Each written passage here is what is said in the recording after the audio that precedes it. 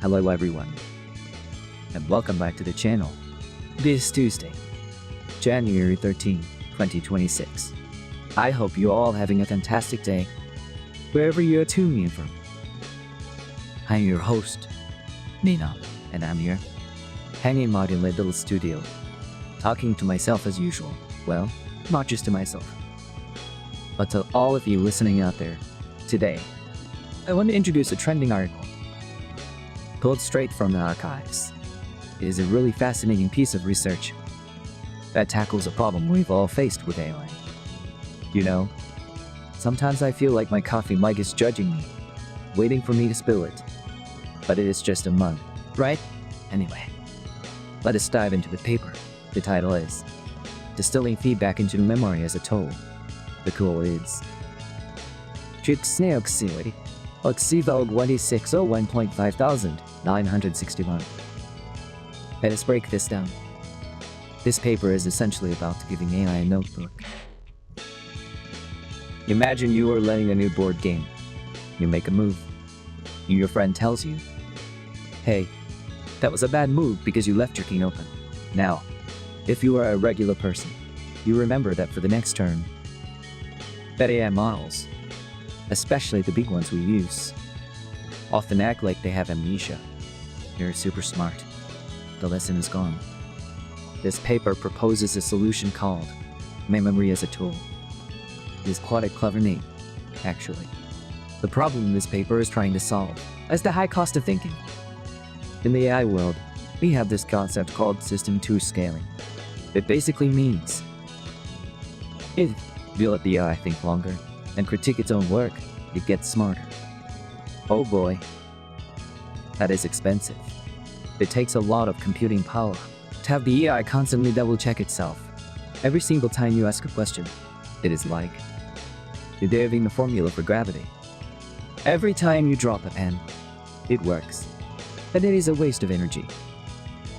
And the worst part is, it forgets the derivation the next time.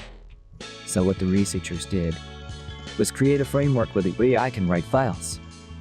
Yes, actual text files. And then AI makes a mistake and receives feedback. It does not just say sorry. It distills that feedback into a general rule like idling. Then, it saves this rule into a file system. The next time it faces a similar task, it actively reads its own notes before generating an answer. It is like keeping a diary of lessons learned.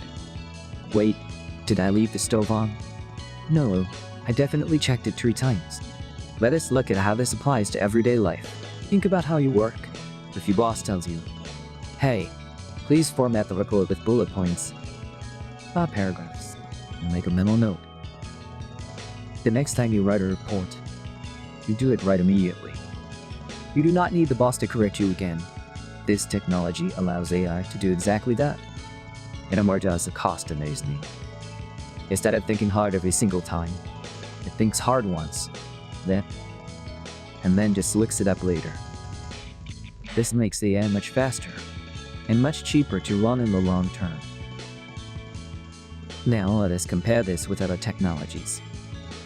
Usually people use something called phone tuning to teach an AI new things. But phone tuning is heavy. It is like sending the AI back to university for a whole semester just to learn one new fact. It is slow and rigid. Another method is called RAG, or retrieval augmented generation. That is usually just searching through a database for similar documents. But this paper is different. It is not just searching blindly. The AI is active in managing its own memory. It decides what to write, what to edit, and what to read. It creates a narrated journal of principles, not just a pile of raw data. It is the difference between having a messy drawer and a perfectly organized filing cabinet. Let us talk about specific applications. I can think of at least 3 fields where this would be a game changer. First, let us talk about machine translation. That is the technology for automatic translation between different languages. Imagine you are translating for a specific company. They have specific words they use for their product. Maybe they call their customers partners. If a standard AI translates as customers, you correct it. With this memory as a tool, the AI would write a note saying, "You will always translate customer as partner for as client the next time." It's it right instantly. It learns the specific style nuances without needing to be retrained from scratch. It becomes a personalized translator and gets better with every correction. Second, think about botbots and dialogue systems. These are the programs that communicate with humans in natural language. Yeah, that's going to be a bit repetitive. If you tell a customer service bot, "I am frustrated," please stop apologizing and just solve it, the bot might say sorry again in the next message. It is annoying, right? But with the system, the bot could update its memory file. It could write, "User prefers direct solutions over empathy statements" for the rest of the conversation. And even in future conversations, it would adapt its personality. It allows them to have bot to actually learn from the user and remember their preferences, creating a much smoother experience. Third, let us look at information extraction and text summarization.